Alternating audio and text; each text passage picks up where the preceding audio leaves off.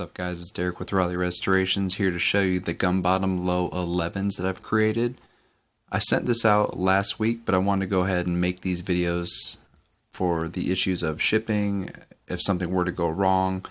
I usually put insurance on the package if the customer wants it, but just so there's no misunderstandings, I want them to know that the product went out the way it was shown in the pictures. And again, I really just want to show you guys the detail on how I made things work. Not so much the technical side, but just kind of going into the concept or what all went to it. This was for a guy named Rich. He's up in Virginia, I believe.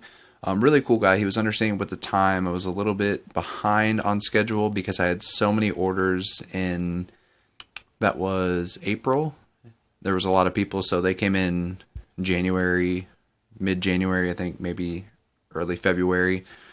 I just had a lot of people contact me at the same time because I have so many inquiries all the time, and it really is kind of like a when it rains, it pours, because I have a few people that had quotes but never moved forward in December, January, and then come late January, early February, all of them were like, hey, I'm ready to go. Let's get this rolling. And it's cool. I can't complain, but that's why I'm glad I have these customers that are so understanding and know, I try and have a personal life at some point.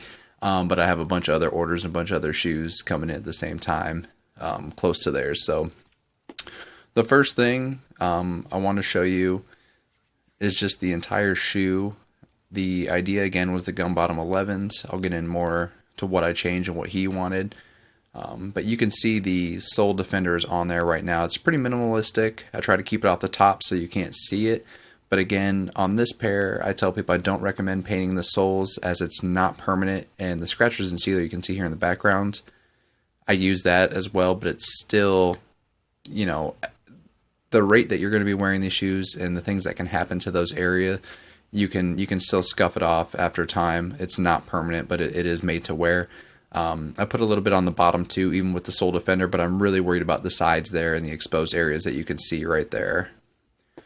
So with that being said, I let him know my concerns, wear them gingerly, just be careful in them, try not to scrape them, obviously, or scuff them. Just wear them, if you're going to the mall or you're going to like a sneaker show or something where, people are kind of aware of what's going on, and just be careful in them. So I like to hone in on the details. You can see, I've seen a lot of people who make shoes and they show the paint up on the toe cap.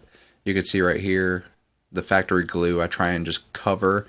Again, I can only work with what Jordan Brand gives me, so if they make a line that's not perfect, I can't make the paint perfect because I need to cover all the existing paint or else it's going to look bad. So you can see a glue stain there. I left that because that's how it was, and again, there's only so much I can do there, but I'll just work my way around the shoe so you can see the lines. Again, this was pretty simple, but I've seen worse where people do a really simple custom and the color's not full, the lines aren't tight. It's as good as the factory gets. Sometimes I try and make it a little bit better. You can see right here it gets a little bit weird because the actual outsole rises up. So I just try and follow that and make it look flush. Again, you've seen the release shoes. They're not all perfect. So I pride myself on at least matching that, if not trying to mask it a little bit and make it look better.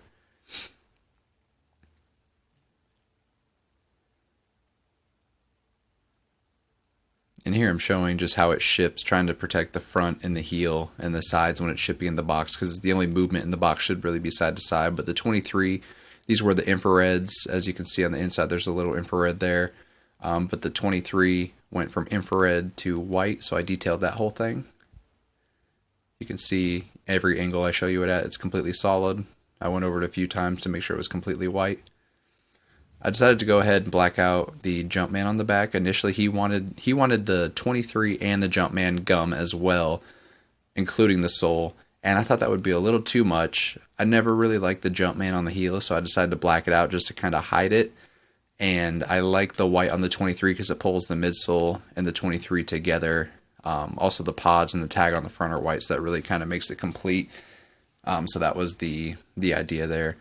The pods, initially, he wanted black. I talked him out of that because thinking of, Air Force Ones and all these other shoes that do gum, like the LeBrons that came out recently. I think those were the 11s maybe. They did a gum bottom. It's always with white. I think black is just going to make it look muddy and not going to go together. So I went ahead and did white on the pods. I really like that. His idea from the beginning, he wanted to do gum Jumpman.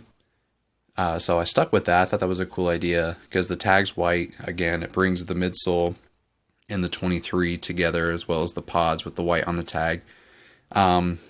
We could have done black on the Jumpman, but I thought there would have been too much black, and I think the gum just makes it pop and just makes it stand out a little bit more. It's a really minor detail that people probably won't notice because they'll be looking at the sole like, what is going on there? But we decided to do the Jumpman on the tongue, the gum color, to kind of pull the sole up to the tag.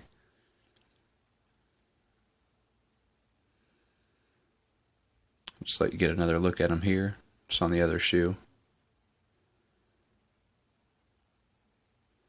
Just to check the other details, we'll work our way around this other shoe.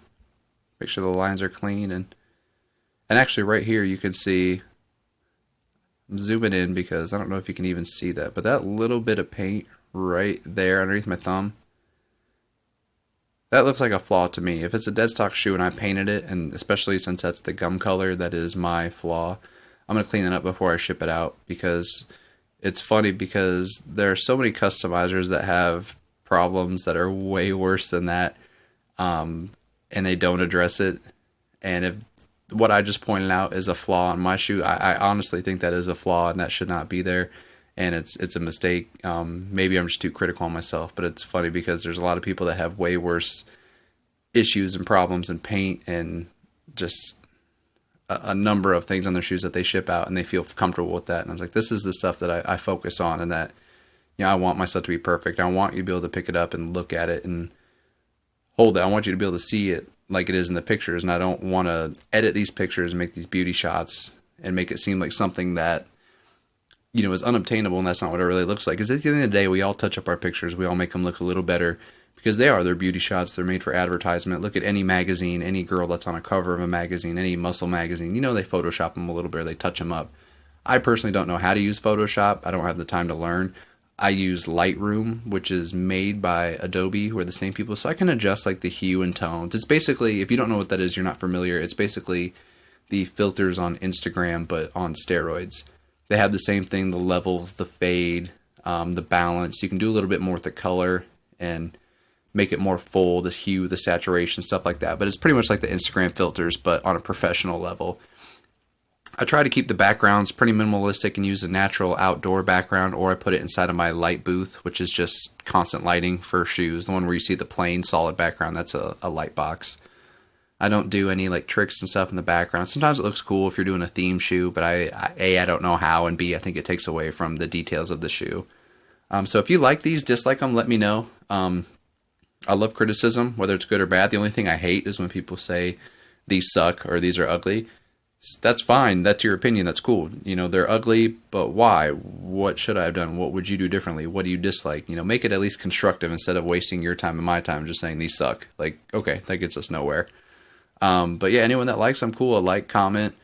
You know, you don't even have to do that. Just if you like them, that's cool. And that's what I do it for. At the end of the day, I do it for the customer. He's happy. You know, we talked through it before I put down the gum color. I made sure he was cool with the gum color. As I didn't have any gum bottom shoes in front of me, I just was kind of going off of a picture he sent me. So, you know, if you don't like these, again, if you want something done yourself, there's a link down below. You know, you can send us some shoes and some cash, and I can make whatever you want. So, again, let me know what you think of these, and hope you guys enjoy them. Oh, and also, shout out to out in Greensboro, the Sole Defenders. That's what's on the bottom that I was talking about earlier. I'll have their link down below. The only thing I use, they have great grip, traction. I'll heat them up a little bit just to get that secure stick, but you really don't need the heat. And they're flexible. They're awesome. And this is their package right here. They're on Instagram. That's their email down there in the bottom. It's just nice knowing who they are, and actually have met them in person and being able to support local and people that I can actually meet. They're real good guys.